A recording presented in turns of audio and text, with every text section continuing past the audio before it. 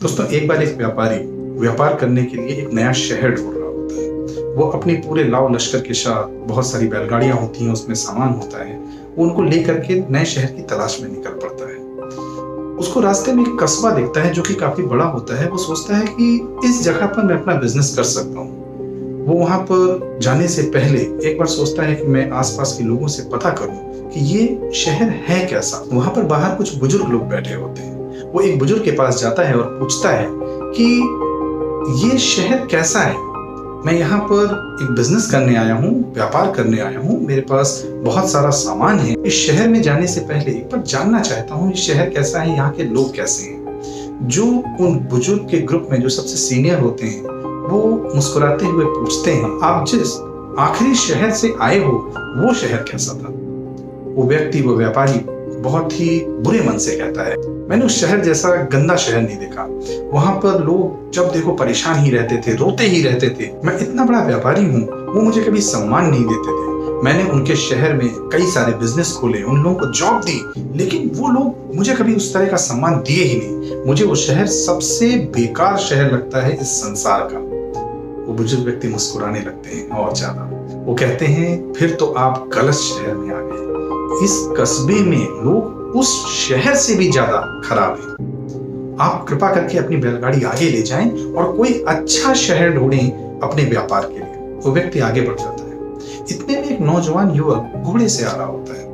वो वहां पर आकर के बुजुर्ग व्यक्ति के पास ही जो ग्रुप होता है वहां पे जाता है और कहता है, बाबा मैं कुछ काम सीख करके आया हूँ पिछले शहर से और मैं चाहता हूँ कि यहाँ पर इस कस्बे में मैं अपना वो काम कर सकूं जो मेरे अंदर स्किल्स हैं, जो मेरा नॉलेज है, मैं वो यहाँ पर कर सकूं। तो क्या आप बताएंगे ये शहर कैसा है? अच्छा, सबसे बड़ी बात क्या होती है, वो जो व्यापारी था और जो ये लड़का आया था, नौजवान युवक आया था, ये दोनों एक ही शहर से थे। तो बाबा पूछते हैं कि बेटा एक बात बता, तू जिस शहर में था वो शहर था कैसा लास्ट वाला? वो लड़का कहता है कि बाबा मैं उस शहर को कभी नहीं भूल सकता। उस शहर में जितने लोग थे वो मुझे बेटे की तरह मानते थे।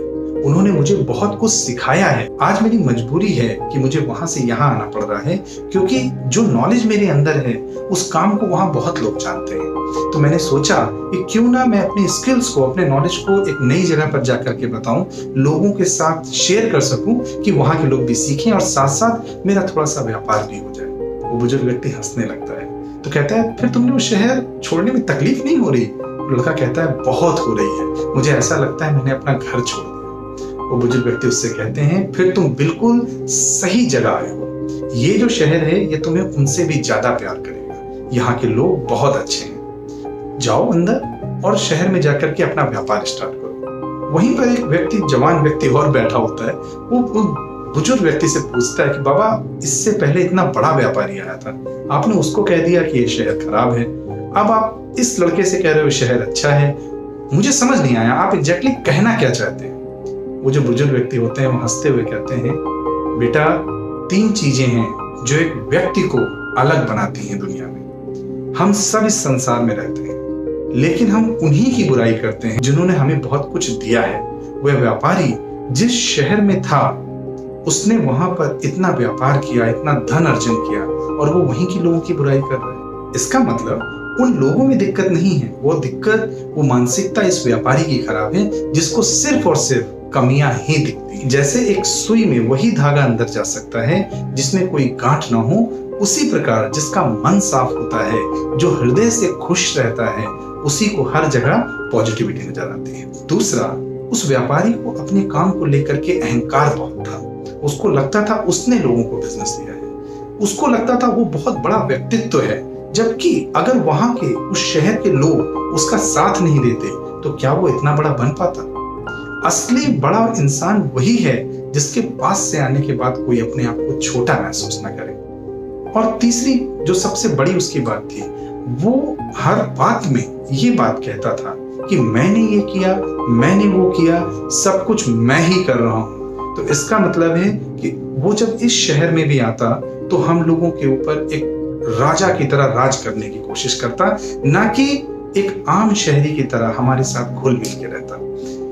कहते हैं दोस्तों, जब एक बच्चा भी बड़ा हो जाता है तो उसकी माँ उसको गोद से उतार देती है। तो अगर हमारे मन में इस बात का अहंकार आ जाए कि हम बहुत बड़े हो गए हैं, तो शायद एक शहर, शायद एक कंपनी, शायद हमारे कस्टमर्स हमें कभी एक्सेप्ट ही नहीं करेंगे। लेकिन यदि हम एक छोटे बच्चे की तरह लोगों से कनेक्ट रहना चाहेंगे, लोगों से जुड़े हुए रहना चाहेंगे, तो शायद जिस तरह उन बुजुर्ग व्यक्ति ने उस लड़के को अपने शहर में काम करने के लिए आमंत्रित किया था, व्यापार करने के लिए आमंत्रित किया था, रहने के लिए इनवाइट किया था, उसी तरह हमारे कलीग्स जो ऑफिस में हैं, बिजनेसेस में हैं, जॉब्स में हैं, हमारा परिवार, हमारी बीवी, बच्चे, घर, माता पिता, रिलेटिव्स, सभी लोग हमें प्यार करेंगे और हमेशा वैसा ही वेलकम करेंगे जैसा कि उस शहर के लोगों ने उस लड़के का किया था। तो कभी भी अगर आपको ऐसा लगता है कि आप जिस जगह हैं वहां पर आप परेशान हो रहे हैं, वहां के सारे लोग खराब हैं, तो आपको ये एनालाइज करने की जरूरत है, कहीं ऐसा तो नहीं कि वो कमी हम में है। कमियां सब में होती हैं, बस जितनी जल्दी हम उससे बाहर आ जाएं वो इम्पोर्टेंट है। Thank you so much guys for watching this video. Thank you so much.